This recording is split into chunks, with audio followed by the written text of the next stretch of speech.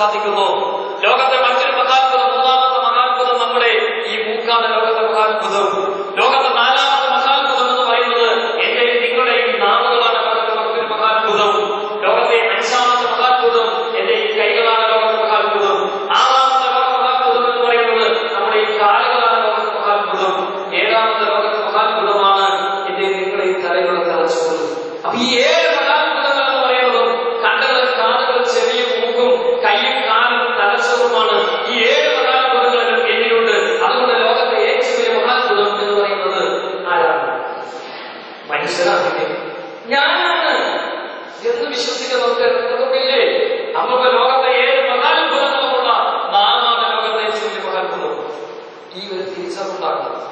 അതല്ലാതെ ശാന്തകാലം മറ്റുള്ള ആത്മകഥ ഇതൊക്കെ പണിത് എന്റെ നിങ്ങളെയും കൈകളും കാലുകളും കണ്ണുകളൊക്കെ ഉപയോഗിച്ച് ചെയ്യുന്നത്. അപ്പൊ ലോകത്തെ ഏറ്റവും വലിയ മഹാത്ഭുതം ആരാണ്? ഞാനാണ് ലോകത്തെ ഏറ്റവും വലിയ മഹാത്ഭുതം എന്ന് വിശ്വസിക്കണം.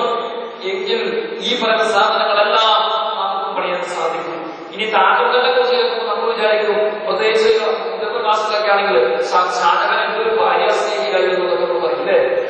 പലപ്പോഴും സ്ത്രീകളൊക്കെ പറയാൻ ഷാജഹാനെ പോലെ ഒരു ഭർത്താവിനെ കിട്ടിയിട്ടുണ്ടെങ്കിൽ എന്തൊരു സ്നേഹമായിരുന്നു